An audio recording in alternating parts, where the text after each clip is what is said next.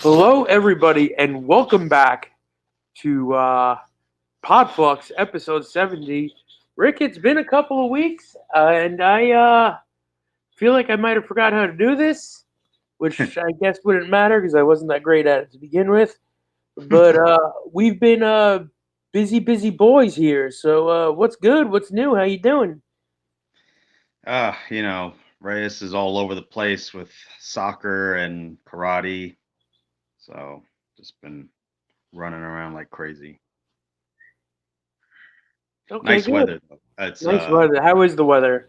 yeah, I was gonna say it's been like 90, 95 during the day, but like at night it cools down. So when he's playing soccer, it helps a lot because he constantly runs like it's ridiculous.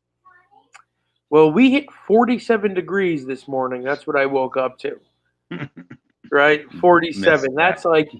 That's probably the Texas equivalent to 74, right? It's hit 74 down there, and all you Browns start running for down jackets and comforters. Oh yeah, it's ridiculous. It's funny how like we got here in January, but like you kind of adapt rather quickly, because like it was everybody was complaining that it was freezing cold, like where they closed the schools for like a couple days my first weekend here, and it was like just below 50, probably like in 47, and they closed the schools. Too cold to send them outside. They didn't It know what was to do. too cold. Parents weren't leaving their houses, and yeah, it was crazy. It was hilarious. So over the last 2 weeks here, well, it's been a little bit longer than 2 weeks. I've been hearing this noise in my truck, right? And I'm like, let me just go ahead and turn the radio up. And over the last like 2 weeks, it's gotten too loud for my radio to drown out. Oh Just no. clonking in the front end. So I'm like, oh, let me see what the story is here. Turns out I've been driving around on two broken axles for like a month, a cracked wheel hub, and a warped rotor with the brake pad grinding into it. Oh god. But so that was a So nice hit so in the thousands of pocketbook. dollars later, it's fixed. Well, yeah, that's a whole other ordeal. Is But any of basically, it warranted or no? yeah, the brakes were warranted from my last brake job that I got, Oh, and okay. then I kind of duped the guy. I was like, "Oh man, I only have $1,000 to my name," and he was like, "Don't worry, bro, I got you. Do you need anything else?" I was like, "I could use an inspection," and he was like, "Don't worry, bro, I got you." And then he was like, "Anything else?" I was like, "Fuck it, you're you know, What, you're, you're giving what me, size are those rims over there, yeah, buddy? party favors here." I was like, "I could use an oil change too." And he was like, "Bro, I got you." And I dapped him up, and I thought we were good. And then 2 days later, I go to pick my truck up. They're already gone. I had them lock the keys in the truck, and I brought my Yeah. spare to go get it. I turn it on. Brake lights are still on. The inspection sticker didn't get changed. It's telling me that my four-wheel drive system is unavailable, that my traction control is unavailable, my trailer tow brake package is unavailable. I was like, what? So I called this guy back, and he was like, yeah, I'm not a mechanic. He's like, let me go talk to the mechanics. Just give me a minute. He comes back, and he's like, I'm going to put you on hold for a little bit longer. I was like, oh, sweet. And then he comes back like 5 minutes later, and he was like, why don't you go ahead and bring that thing back to us? So I'm going to go ahead and bring it back on Saturday, Yeah. and I'm going to be like, this is kind of super inconvenient. Let me see what else on this truck I can get you to fix for free. But otherwise, they didn't hit me in the pocket too hard there. But That's it's good. been an exciting couple of weeks here since the last time we podfluxed. But since we're here and we're podfluxing, let's talk about something exciting. And Ricky, That is our return to our Lucha Underground recap and deep dive. And I'm doing something a little bit different with this season. I'm watching it. Oh no. Oh, yeah. Oh, yes. So, unfortunately, I prepared for this episode like 2 weeks ago. Right? So that's when I When we were watched it. supposed to do this, right? Right. Yes. So I'm kind of going off of memory, and would you know, I've slept and turned around twice since then. So the memory is a Yes. little foggy. But you were there, and you lived it, and you were only hitting the head for like 12 more years than I was. So I'm banking on your memory to get us through some of this. So Lucha Underground Season 2, Episode 1 starts with a very odd vignette. Okay? It's everybody's favorite daywalker, Vampiro, in some type of institution Oh yeah, about yeah. to be like getting paroled or something, and then he has Yes. like a hallucination where he what are these weird clattering sounds? He has this hallucination where like I don't know if you heard her, but No. yeah, you just know so. Um, that like he murders the orderlies and the doctors. So like there's like 2 minutes of violence and then it like snaps back to reality. He's like, yes, I can behave myself. And then they ask him if he has a ride. And then Matt Stryker shows up in the desert in like a Yes. 1960 convertible, Yeah. like Chevy or Impala or something. You're right. And he tells him things have gotten much darker and then they take off. The dust is everywhere. So, like, when they do things like this, Yeah. right? Obviously, there's no desert in that warehouse. Right. So, you guys are shooting scenes in different locations. Mhm. But was like the institution location, was that built inside the warehouse? Do you know? So I don't. I'm not sure where that was done. We shoot off the warehouse. Like, we'll go different places for various different things.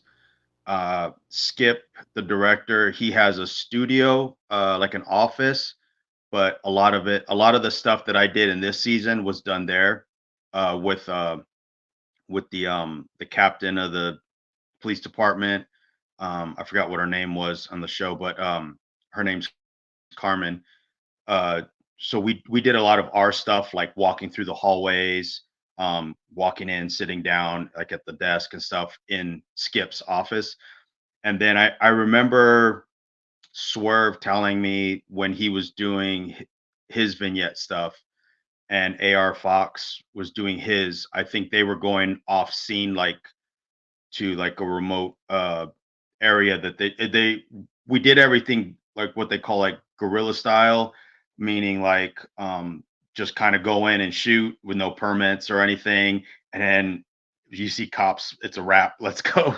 So a lot of so it was kind of like, when we would do a lot of those scenes outside of the warehouse, uh they were done like that. But I don't know where they did that scene. I remember as you were describing it, I remember it was playing in my head, and I thought, man, that was such a cool thing. Like it was just different, right? Because like pro wrestling doesn't have anything like that, as deep, I guess, as a story, I guess. But no, like I said, they would bring us in throughout the week. Like that was why I was kind of in LA a lot, because if we had a shoot to do, they normally would bring you in a day before, uh, and then you would try to shoot as much as you could, really, through those times. And then they just keep you there. They have to keep you an extra day or 2 days sometimes.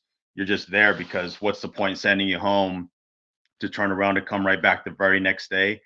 So a lot of us just ended up, staying at the hotel like the whole time. So but those were fun. They were it was cool to get that aspect of pro wrestling or acting, I guess, and it really helped development, of your character because you kind of knew whatever. I didn't know what everybody else was doing, right? So I knew what I was doing and how I would use that in the ring, and then I was always kind of reading before and after my scenes, like this scene is happening before this match, and then this scene is happening after this match, and then before these two matches. So I kind of knew how to act in the ring to portray certain things because of what was happening with the story. Didn't necessarily make sense to the crowd that was live there, but the commentators and then the story, the vignettes in and out of those matches, it made sense for that. So with the end product, it did help with that. So you knew, let's, for lack of a better word, the formats. The format there, paper format, would tell you King Cuerno versus Phoenix, 20 minutes out of that, uh, specific what vignette was next. And then, like, it wouldn't just be like VTR or like Tejano vignette.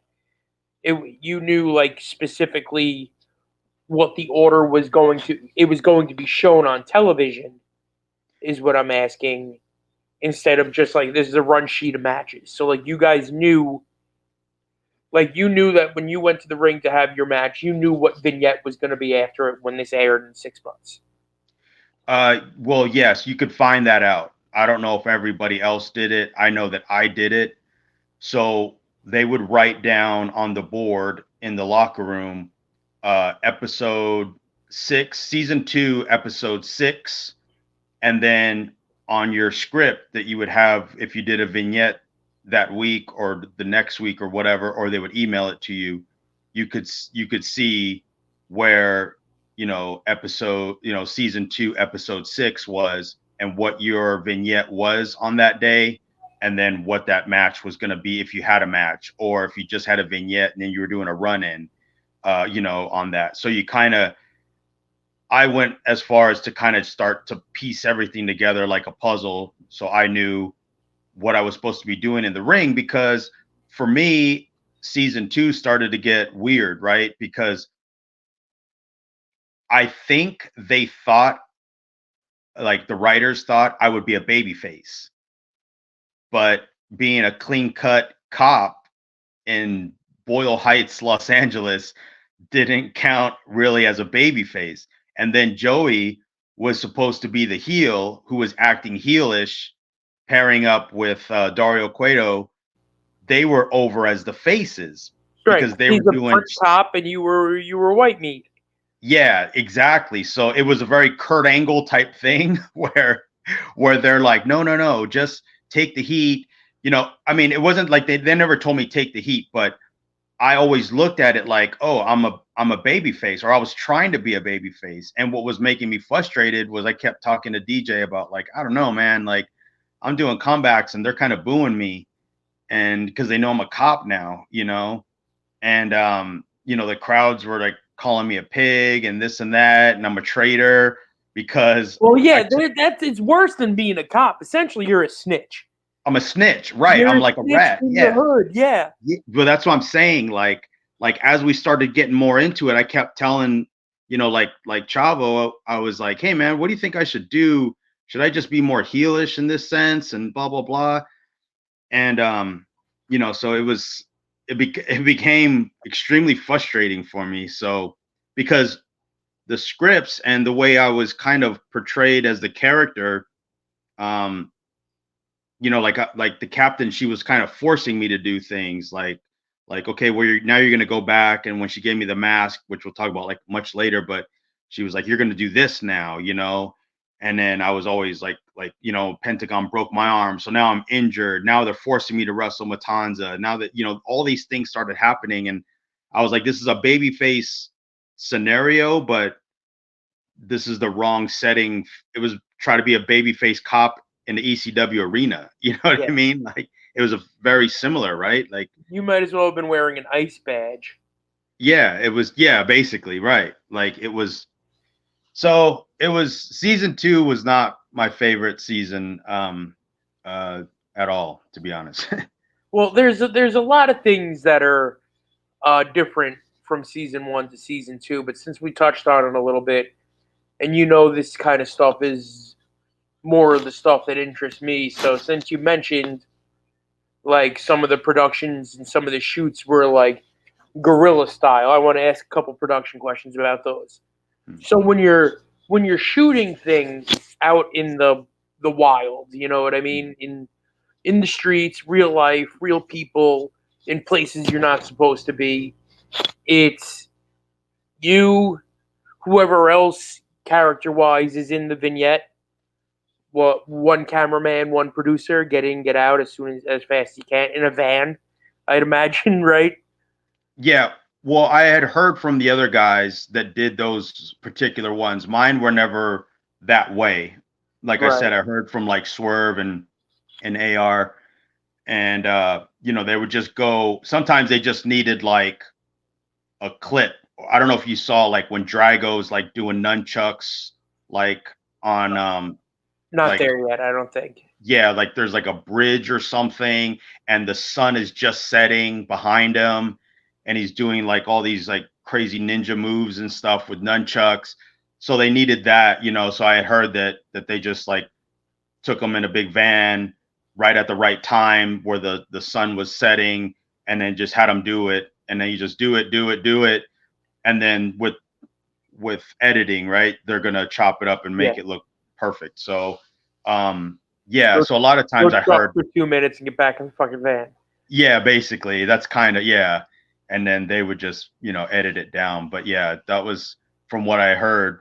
A lot of, like I said, a lot of my stuff this season was in Skip's office, his studios. So his office was like he had a big office area, and he's like a big Bruce Lee fan, and he had a bunch of memorabilia from Bruce Lee. So he had all these different rooms, and some of them were like little mini dojos. Some were, just like workout rooms and stuff. So that's where we would shoot a lot of different looks. Was there? Just sit on Skip's couch. No, we were when I was there.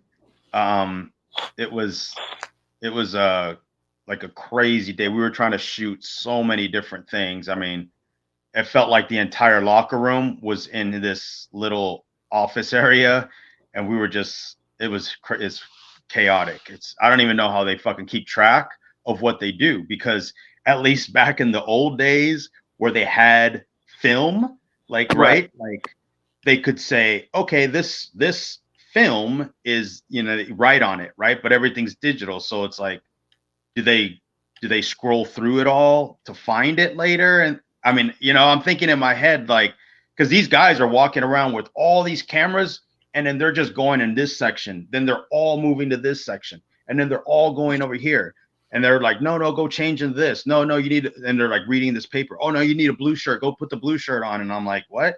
And then wardrobes like outside with like hangers and clothes and stuff, and they're like, oh, right over here, and I'm like, what?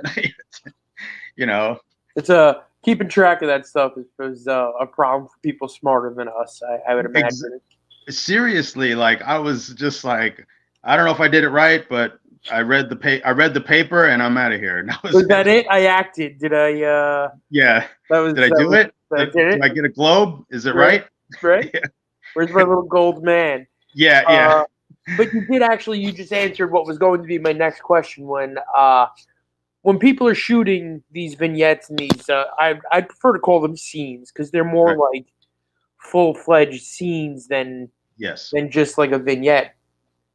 Is everybody else just sitting around and watching? Yeah, like you're kind of just off to the side, and it's the whole, anything you've ever seen in a movie or a documentary or whatever of quiet on the set, it's a hot set, is real, right? Like, and it's almost comical, right, to a dumbass like myself. Like, You know, we would have both been giggling like Right. schoolgirls back there. They would have asked us to leave. Oh, for sure. We'd have been kicked out, yeah, hours before. And that was the thing was if you were going to be bullshitting with whatever, or you just got there, you can't come in like, yeah, man, hey, what's up, bro? Fist bump. And they're like, shut the fuck up, you know? Right. And, you know, and then you get dirty looks from everyone because it's the 9th time they've done it. Now you ruined it, you know? And this shit is costing actual money. Yeah, exactly. And then there's so many extra people in there, right? Because you're like, you don't really think about it, but you got a hair makeup girl, you got a wardrobe guy, you got the cable people that are moving the cables, you got 17 different people to adjust lighting in each room. And now we're all bunched up in this small shoebox of a room, and everyone's got to shut the fuck up. No one's phones is on. Don't sneeze, you know, pee on yourself if you have to really go, because we can't get in and out of here. It's the most chaotic stuff. When people say I want to be actors and actors, I'm like, no, that's the most stressful time I ever had working in any job in my life, was trying to shut the fuck up and hold my pee while they're trying to get this scene right. Not to mention having to read. That too. Like there's no pictures here. Like, you know, what am I supposed to do, you know? So. Oh, shit. Okay, so season 1 here. Season 1. Episode 1. Season 2. We opened with that Match Striker and Vampiro vignette, and then we go back to the temple, and the temple is dark. You can't see any of the Lucha Underground imagery, the billboards, you know, like, it is dark. And then high atop the venue there is Mil Muertes sitting in a scary looking throne with a thing of skulls surrounding him and shit. And he's the Lucha Underground champion, right? Yeah, right. And now he is overseeing his temple. His temple, right. Right. And the first match is Rey Fenix, the Gift of the Gods champion, and King Cuerno. Excuse me. I'm leaving that in.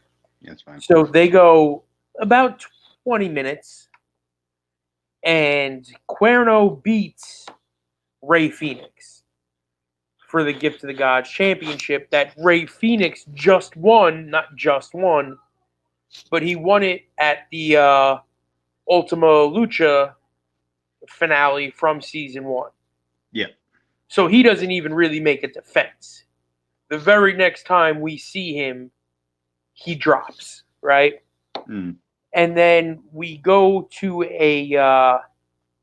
I believe from there we go to a Katrina vignette. And so I want you to explain Katrina to us, who she is and like what her job was. Yeah. So do you know Melina from Eminem? That's her sister. Really? Yeah, that's her sister. She was in NXT before NXT was good NXT. I don't know if you remember. When it was like TV game show NXT, or like when it was FCW?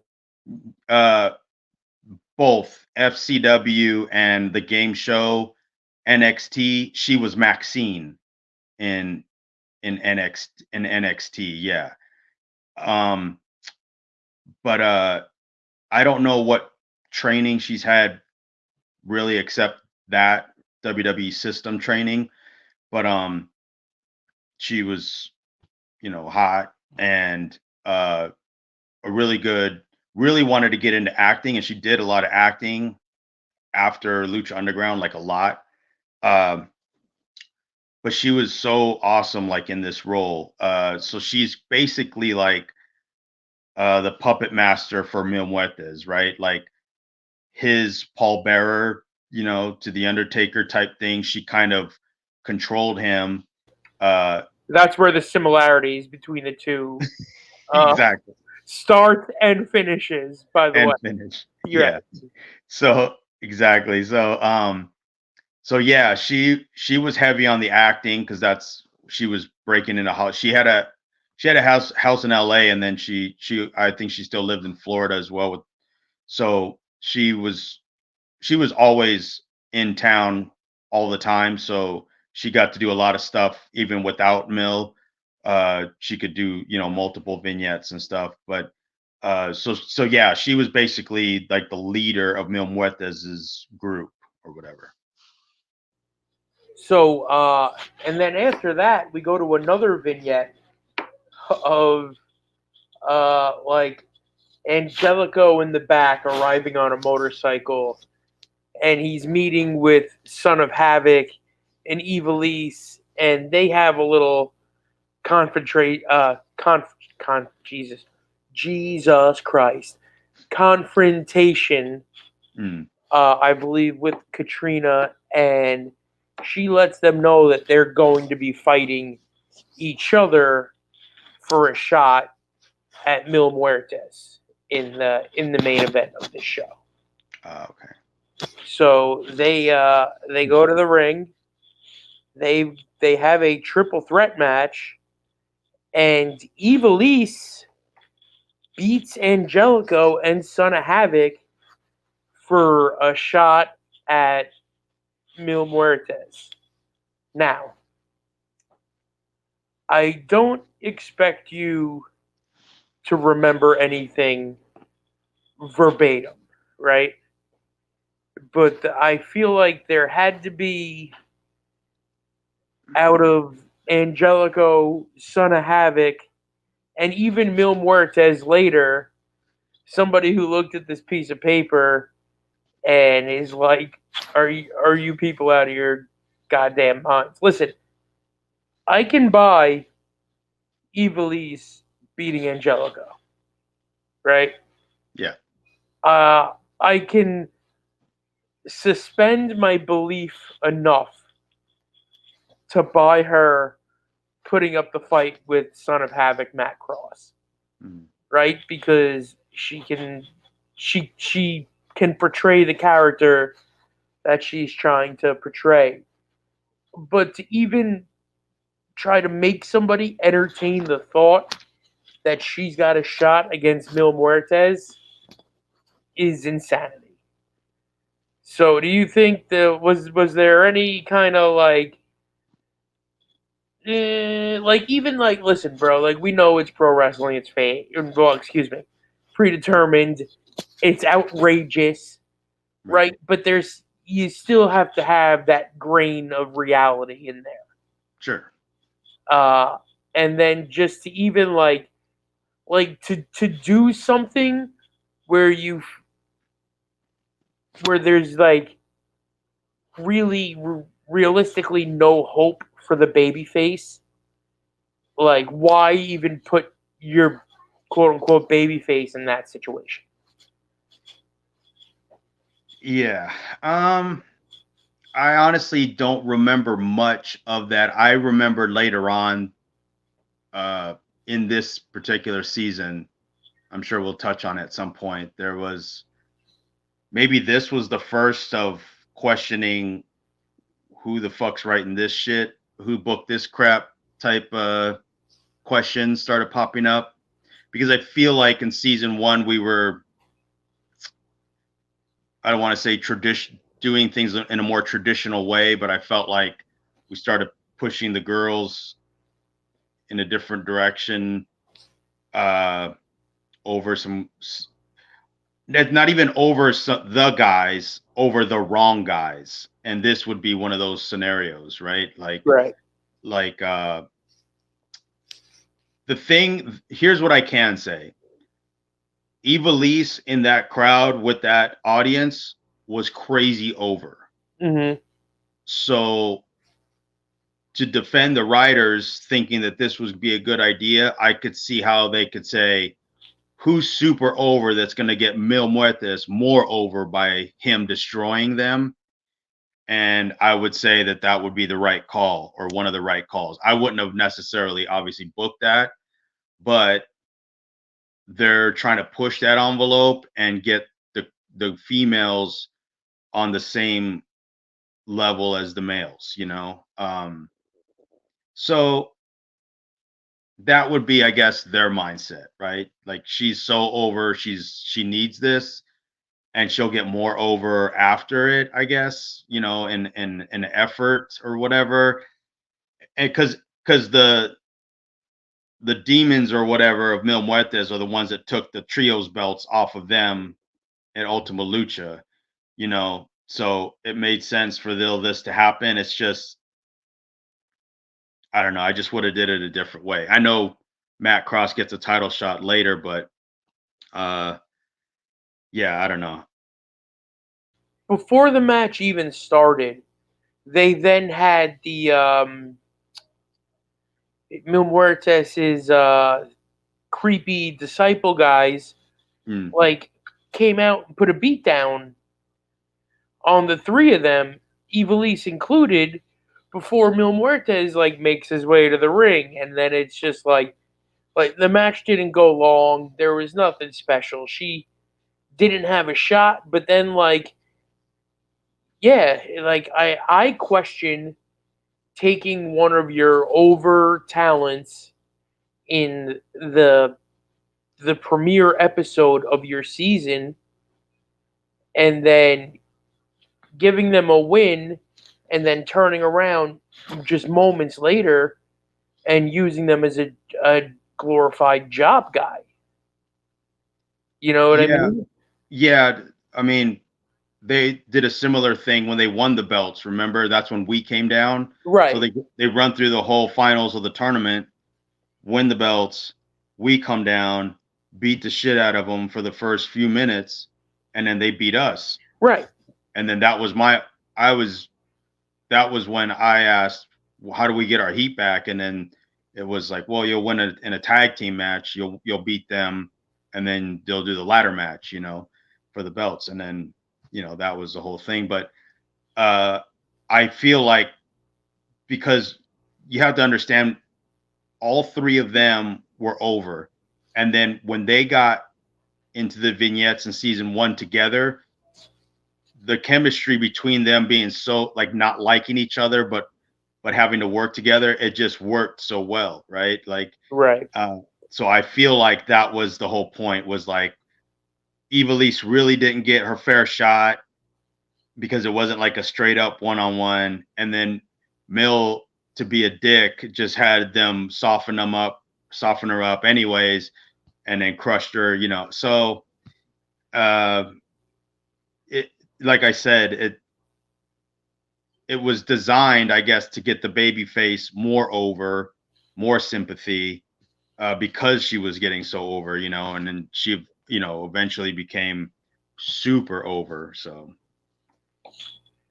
And then the episode ends with a another vignette.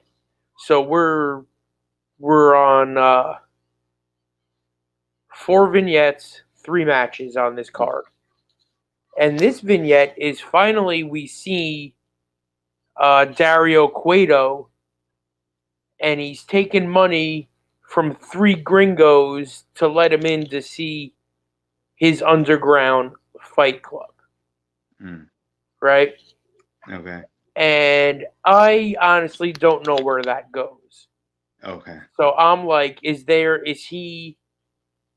I'm confused as if he's letting them into the temple or if he's running some different type of operation. So I'm very interested to see where this goes, but you can feel like the vibe, like the tone and the tenor of this one episode for season 2 feels so different from season 1. Like season 1 had its moments like this and stuff, but I feel like it was uh heavier on the wrestling. yes, Like yes, the wrestling was more important. So I'm wondering, like, coming into season 2, this is where I'm gonna start to get some of my questions here. Coming into season 2, is there a group meeting at the first taping where they say, hey, we're kind of changing the way we do this a little bit? or are you all kind of getting there and reading your paper and going, oh well, we got there's a 15-minute match here, a 15-minute match there, and then there's 6 segments on this show. Are you guys noticing a little bit of a change in what you're doing as it's happening? Is there like a, oh, wait a minute moment, or is this kind of just business as usual? No, it was very different season 2. So I mean, obviously, I can speak for me and only a handful of people that I was closer to, but for me, obviously season 1 we had a big meeting when we first got there because we had I think everyone had talks with DJ at this point, and then we had a meeting with all the producers and the directors. Like it was like a big thing. And it was like, DJ kind of went out and said, I've spoken to you guys, blah blah blah. Make this your own. This is for you. We're here to support you guys and so forth. And season 2, I know I got a call. I think it was in September. I can't remember what month we started taping, but DJ had called me and was like checking in on me or whatever because of my shoulder or whatever was I had been wrestling already, but he just wanted to see how I was feeling. And that's where he had told me. He said, "All right, Officer Reyes, I'll talk to you soon." And I laughed and I said, "Well, I don't know what that means." And he was like, "Well, we got an idea for you. Season 2's, going to be different and blah blah blah, and it's going to be exciting." And so I was, interested, super interested, obviously. And then slowly, so we didn't all just get there there wasn't like a first day, right? Like we had been having guys and girls come in sporadically for weeks before the first wrestling weekend. Right. So we were all kind of trickled in and out, and a lot of us, like when we got into the hotel, you just go and ask, hey, who's here, and kind of run down everyone's names and try to find what room they're in. And then you're just kind of poking around playing detective, like, well, what are you guys doing? What are you doing? And then, or you'd see them on set, and be like, oh, I didn't know you were here. So not everybody kept up with each other, throughout the breaks because we didn't really know how long the breaks were. I didn't know when I was going back. I mean, a handful of people you did, but not everybody, especially the guys down in Mexico. So there was no real like, hey guys, this is changing, but obviously we can see it because yes, it was way more heavy story, like you said, and it wasn't that we were taking away from the wrestling, but instead of saying less wrestling, more story, I think we just went heavier story with the same wrestling, because the matches were still, what they were because we're only an hour, right? So on average, we were getting maybe 3 matches bell to bell in the ring. You may have like something happening in the ring, but match wise, it was still very similar. But I know this season started like going more into detail, the characters, picking certain people out to do specific things, like me for my example, so. There was also, now that I'm thinking about it, I believe that, yeah, there was a Puma run in at the end of the Iflis Mil Muertes match, which led to a Pentagon run in. And then when we get into episode 2, which I think I want to do like a full episode for episode 2 because there's some big things happening in episode 2, but it looks like we're gearing up to run like the the angle here with Puma and Pentagon over, are we friends, are we not friends, a mutual respect kind of a thing. But so like you were saying, there's no real start to the season. So everybody, you get there for your first round of tapings, and they're already been people Yeah, there for tapings. sure. Now, at this point, right, you guys know there's going to be no Conan, correct? Yes. You know there's going to be no Del Rio, correct? Yes. Yeah. Yeah. He went to, yeah. Yeah. You've still got Morrison. Uh, is there any talk? Because I know it's only an episode away, right? But has word spread wide through the locker room yet? Because it's an episode, it's a taping away for you guys, but it's a months away for the general public. Is there any word going through the locker room yet that Rey Mysterio is coming? Yes. Ultima Lucha 1, he was there. Ray was there and Dominic. Okay. They came in. So there was rumor before Ultima Lucha 1 that there was rumors going around that Ray might be coming in. And then Cholo or Mr. Cisco, whatever, that's his guy. Like that's, so he, for some reason, has all the Rey Mysterio updates I needed, Hang on one second before you go any further. Anytime during this deep dive of Lucha Underground, we talked about something that was a rumor, or maybe this was going to happen, or maybe that was going to happen. The first words out of your mouth, 100% of the time, is, well, Cholo, which leads me to believe, like, either Cholo's got a snitch in the office, right? Or he's seriously got his ear to the ground. How is Let me he like the master of whispers here? Like he's got the gossip ring on lock? Yeah, bro, he is that guy that knows everything about everyone's business, whether he's supposed to or not, or has someone who's seen it. Like, yes, I didn't need to know, I didn't need to try to find anything out because as soon as I saw this motherfucker or I'd get a text, hey, did you hear? He's one of those guys, hey, did you see? Hey, did you know?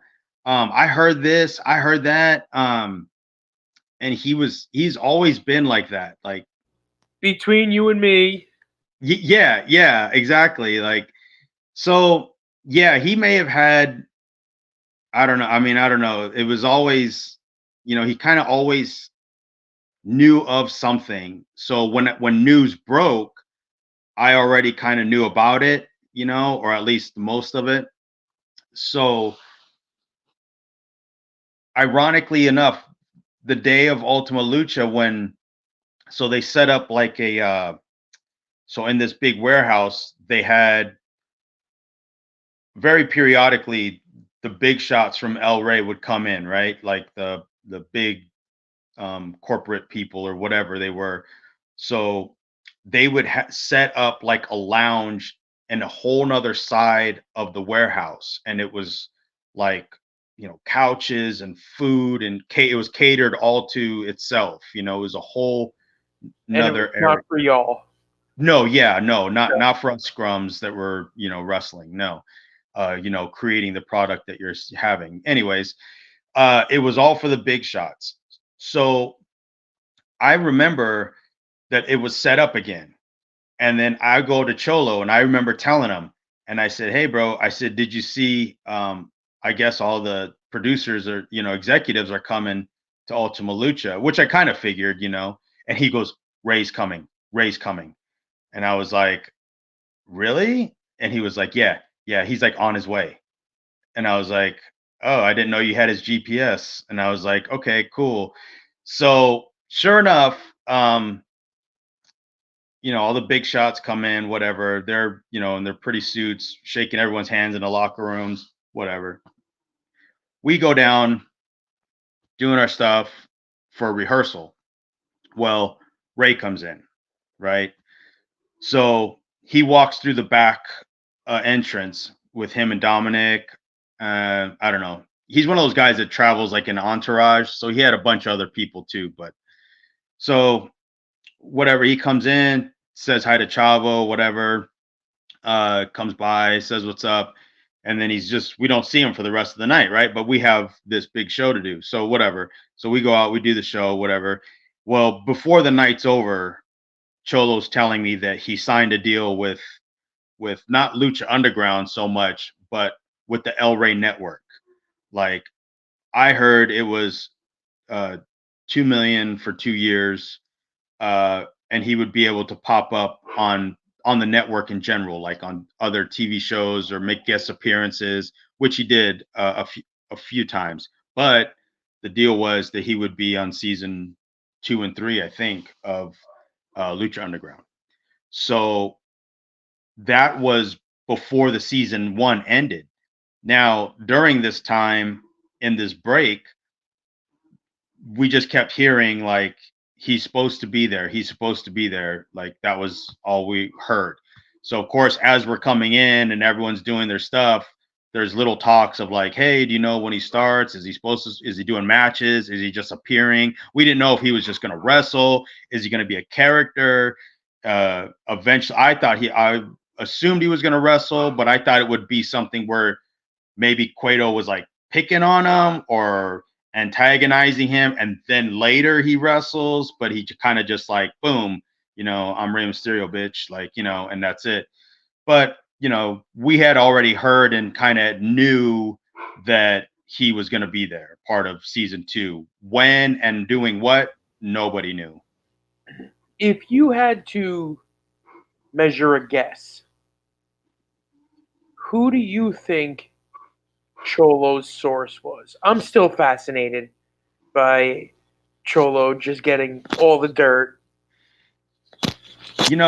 Him and I both, we talked to everybody because we were some of the first guys there. So Cholo's probably like one of the he's like, I don't know, like one of the nicest people you ever meet, So, and he talks to everybody. That's how he gets his information. But I mean, the guy Eric, that was one of the executive producers, I mean, he loved us and we liked him a lot. We were always around him. We were always snooping around in his office and stuff, and he would show us like the cut, what it looked like before, and then he would show us what it looked like after. Tony, who loved us, he was the guy that bonused us for the first ladder match we did, and then the second. They just really liked us. Like, yeah, we were easygoing guys, right? I mean, we just want to wrestle. We're professional about everything. We weren't a headache and divas or anything like that. So we just all kind of got along well. So I'm assuming he just on his own when he wasn't around, I'm assuming he's in the office, getting the lowdown from everybody, Rifling through file cabinets. That's another thing I noticed one time when we were talking with Eric. He was showing me something on the laptop, and it was the first ladder match we did with Big Rick and all them, where we just ran in at the end. I'm looking at it on his laptop, and I'm looking at Cholo, and Cholo's like scanning everything around him, and I'm like, this motherfucker's like searching for information. You'll keep him busy. Yeah, exactly. Like that was pretty much it. So that's pretty much him in a nutshell. Yeah, like that's how he gets his info.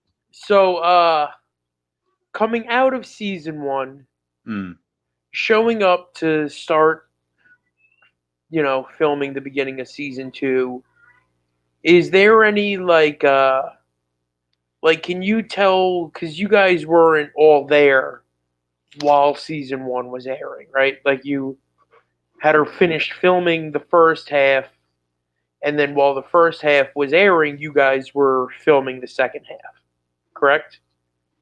On season 1? Wait, what? I'm trying to find out, like, were you, like, what was everybody's reaction? Now you're all kind of reconvening for the first time since season 1 has aired. Since season 1, yeah.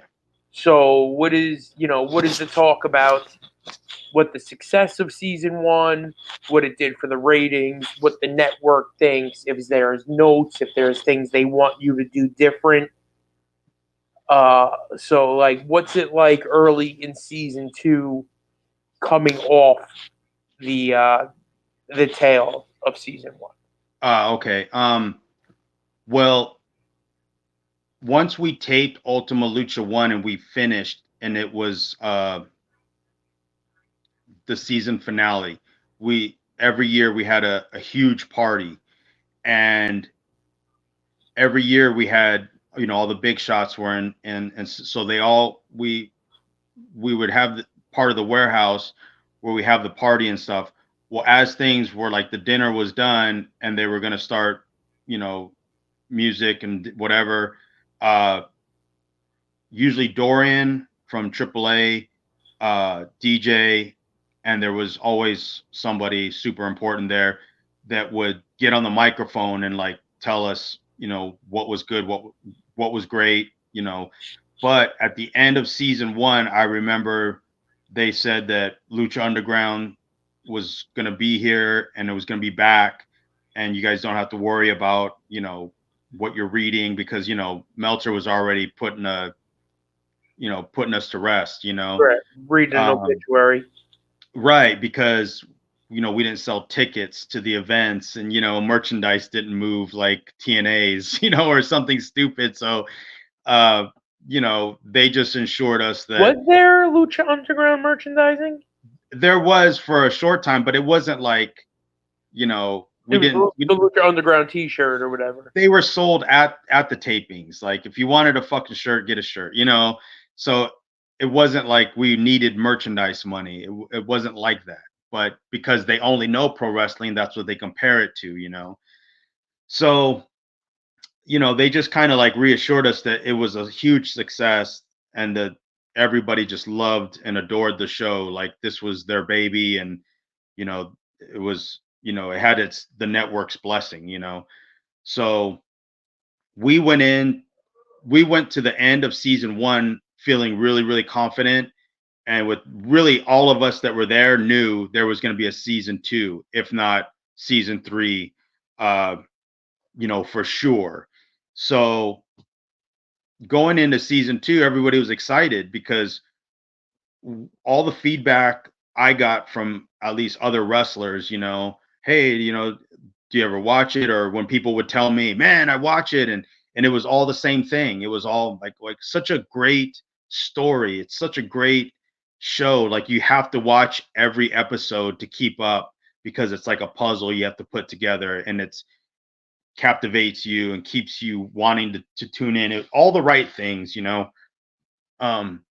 So I kind of knew we had something, right? Like, I didn't know it was gonna change pro wrestling, I guess, to what it is today, but we knew we had something, like, that's all I can compare it to was yeah, I'm like, all right, we're whatever it is that we started, we're doing it right. Right.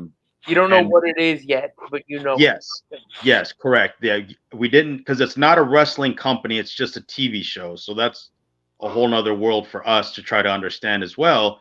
But we knew all the things that we were doing in the ring, that compared to what else is on TV, no one could touch us when the bell rang. And that's kind of where we all kind of like, helped each other. So, that So was now pretty. my last question here before we wrap up. Again, it's production related.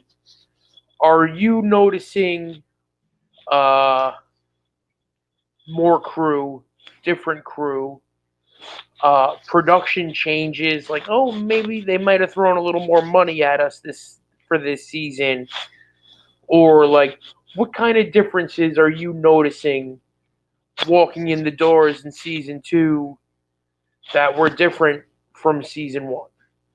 Yeah, a lot more crew there, which says a lot, because there was hundreds of people in that warehouse, what felt like 24 hours a day.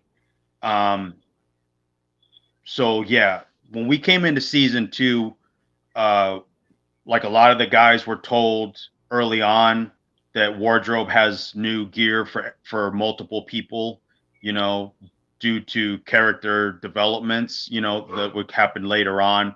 Like Mil Muertes went from that god awful, ugly blue striped shit he was Yeah. wearing to like these like to all his stuff, right? Like his mask, his gear, the throne.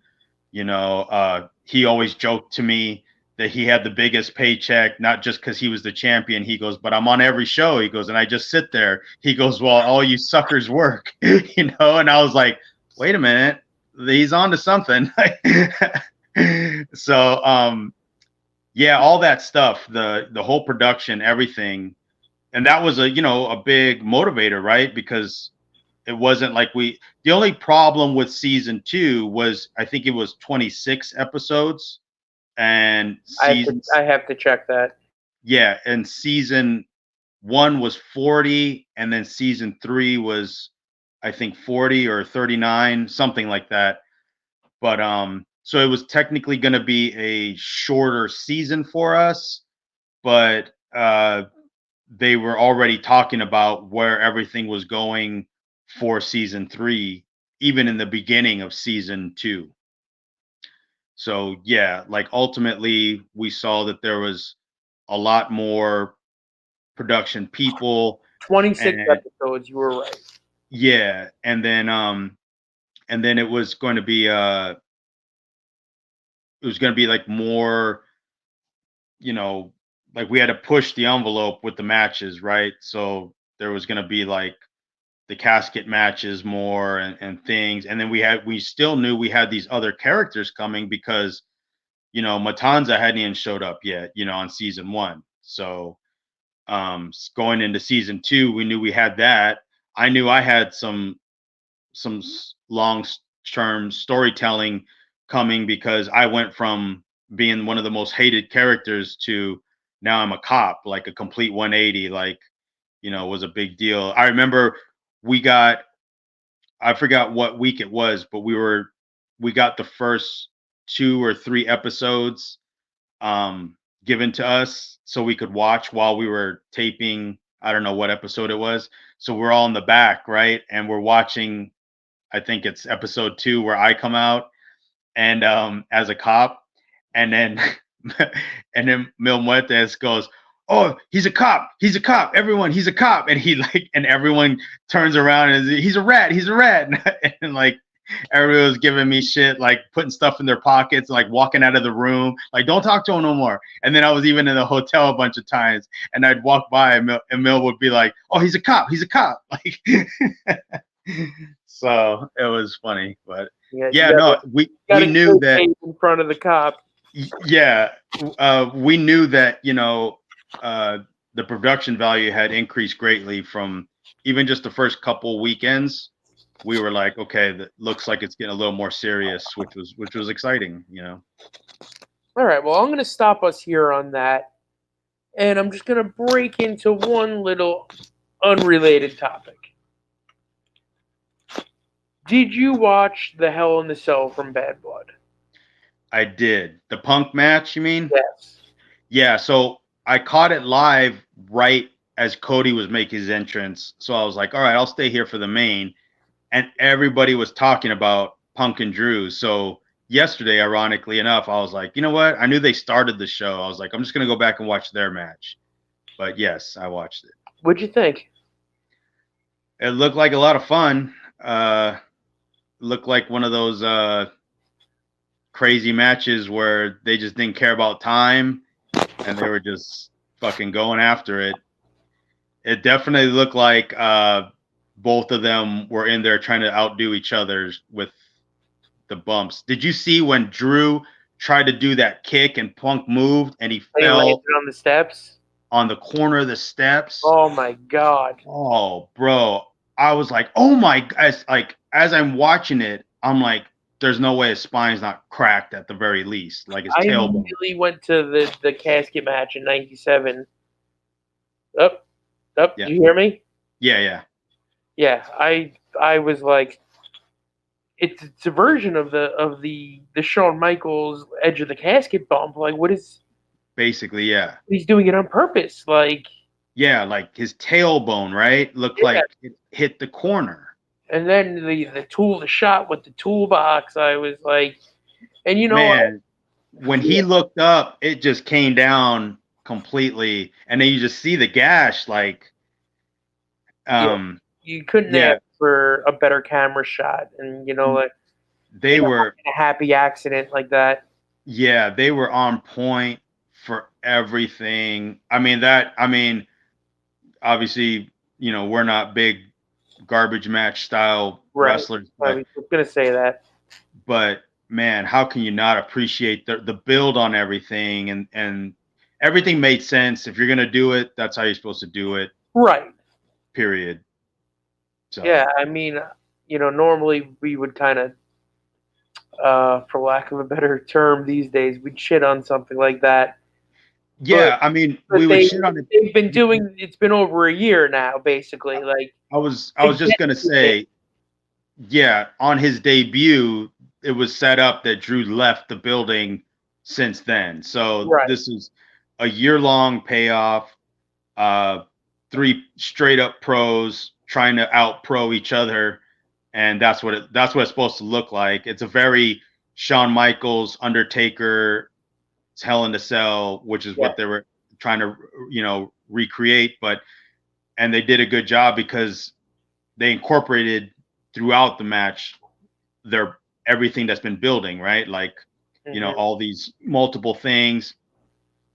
I didn't know what the finish was. I knew that Punk won, but I thought to myself when the toolbox opened, I said it'd be cool if he wrapped the chain around his knee and gave him the go to sleep, and I'll be like, oh, this motherfucker just stole my idea, like, watching it 2 days after it aired, but which was my idea originally when I wrapped the chain around my arm and gave Kai the clothesline in our cage match, but no big deal. no big deal. Yeah, but just like the time I unzipped my jacket and revealed the Conflux shirt, and then on the show AJ was at, and then he showed up in Japan 2 weeks later and unzipped his jacket and had a Bullet Club shirt on. No big deal.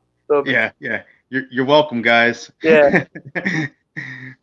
Yeah, but no, it was I thought it was all just hype, like they did stunts like the other dipshits do.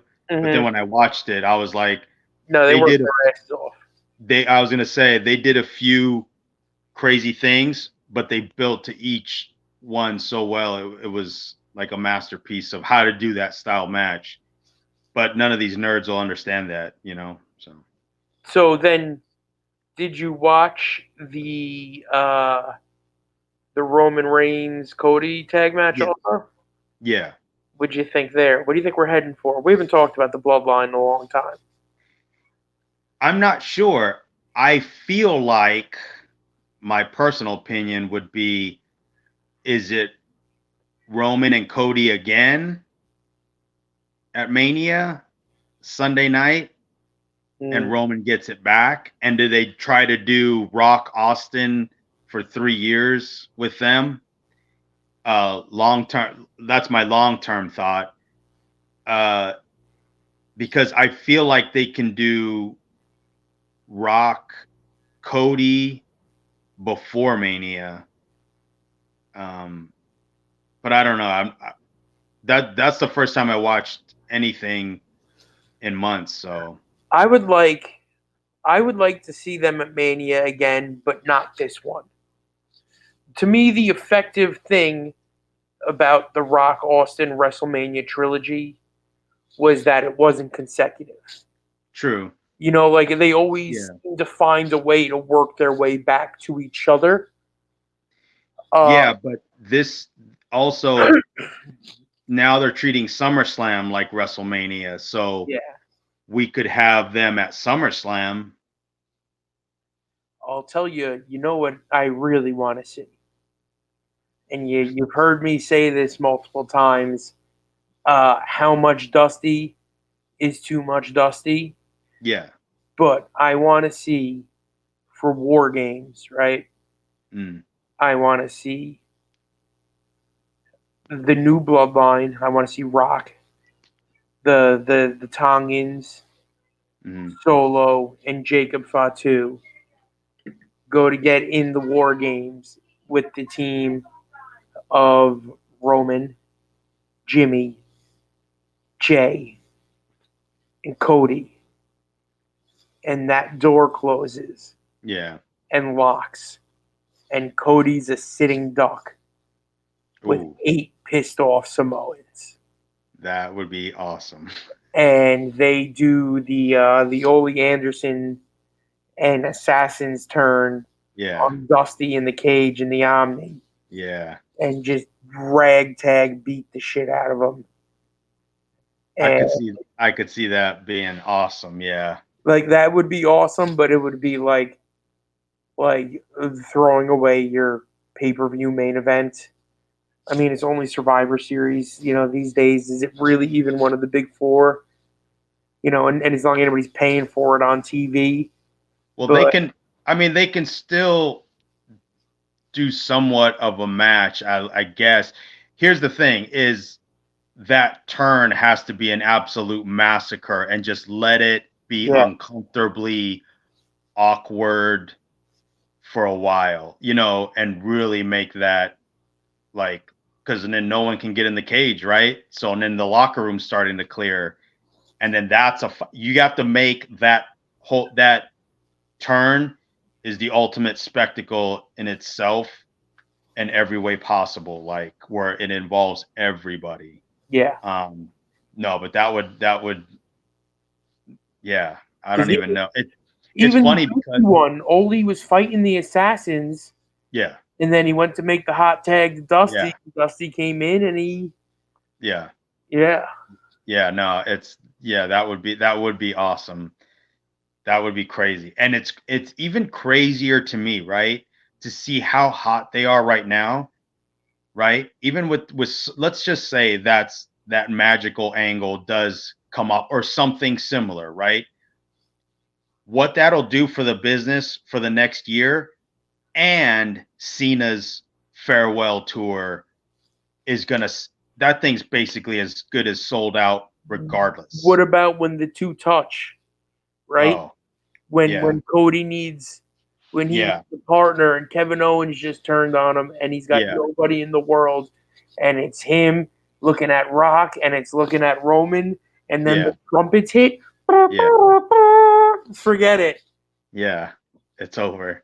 It's I over. just I mean, they can do stadiums all next year and Yeah, sell out. right. Did you see the Monday night Netflix is supposed to be in a stadium? No, the first The episode. the Raw, the first Raw Netflix is some stadium in California somewhere. I don't know which one it is, but supposedly like look it up. It says it's supposed to be it's penciled in as being the biggest Monday Night Raw ever. Dude, crazy. First of all, Raw was 2 hours the other night. Yeah, I heard. At like 10 o'clock, I looked at my buddy James, and I was like, so I guess I leave now and go to work on time tomorrow. Like I didn't Yeah, know, I didn't yeah, know what to do. Yeah, yeah. I what do didn't I know throw this was my gonna hand? ruin my life. Right. They're all gonna still be awake when I get home. Yeah, yeah, yeah. Yeah. All Uh, right. You know what else is over? This is over. Rick, it was a long 2 weeks without catching up with each other, but I'm happy we did that here tonight. I'm excited to get us back onto doing it in a more regular basis. How about you? yes, yes, for sure. And I'm gonna try and get this thing set up and ready for internet consumption as soon as possible. How do you feel about that? Sounds good. Sounds good to me. Mother Fluxers, welcome back. This has been Podfluxx, episode 70, and we'll catch you on the other side. Gimmick.